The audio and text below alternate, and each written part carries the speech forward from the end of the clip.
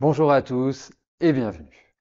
Aujourd'hui, nous allons parler d'astrologie et plus particulièrement de la pleine lune du 18 septembre 2024. Avant d'entrer dans le vif du sujet et de l'interprétation de cette pleine lune, rappelons ce que représente une pleine lune. C'est le moment exact où la lune et le soleil seront en opposition, c'est-à-dire qu'ils seront dans des signes opposés.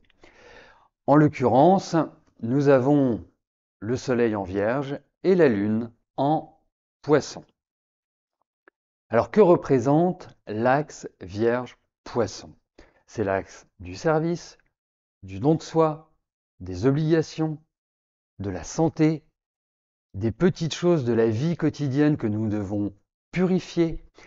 C'est l'hygiène de vie et c'est l'idée de service, sans parler de servitude bien évidemment.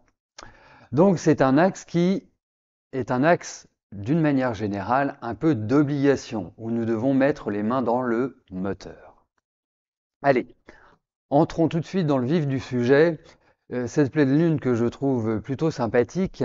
Pourquoi? Parce que nous avons une figure qui est très intéressante et quasi parfaite, qui est un cerf-volant. Le cerf-volant se forme par des trigones, des sextiles et une opposition. Alors, que représente cet aspect dans un thème? C'est toujours la possibilité de se sortir de situations délicates, d'avoir des coups de chance. C'est une phase d'énergie complémentaire, de créativité, d'imagination pour trouver les clés aux situations de la vie. Comme toujours, avec des sextiles et surtout des trigones, il ne faut pas tomber dans la facilité, dans la léthargie et se laisser doucement bercer par le roulis des vagues. Il faut agir, être audacieux, mettre en place, construire, stabiliser, car nous sommes en signe de terre. Les signes de terre, je le rappelle, Taureau, Vierge, Capricorne. Bien sûr, cette série d'aspects favorisera les signes et ascendants de terre.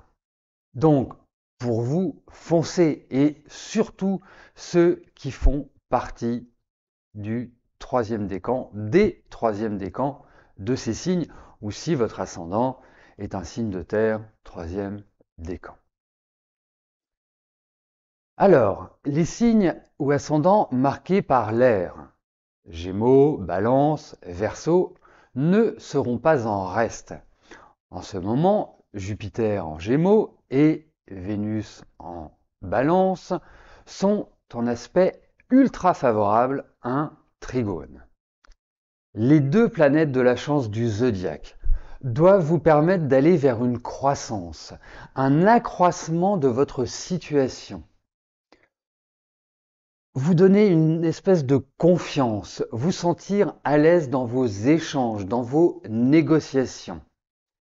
Et cela ouvre à une matérialisation positive de vos projets.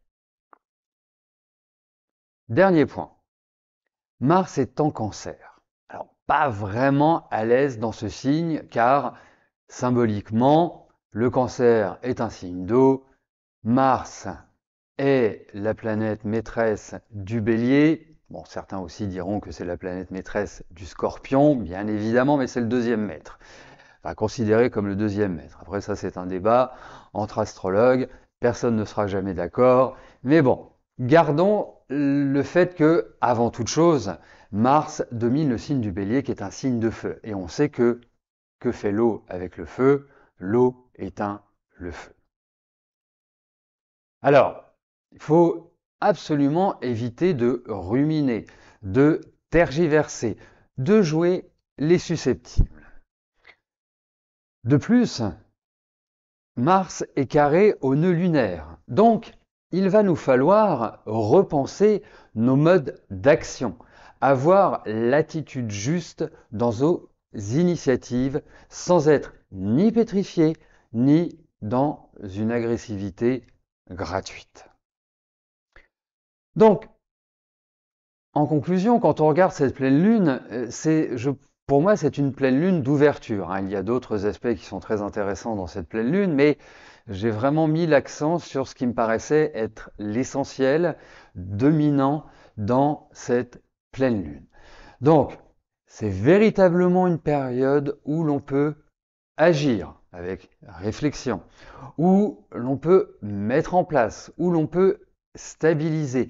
Donc, en quelque sorte, c'est une phase de construction qui doit également faire appel à notre imaginaire, à notre créativité, puisque cette pleine lune, au demeurant, nous avons une conjonction Lune-Neptune qui est d'une certaine manière l'inspiration.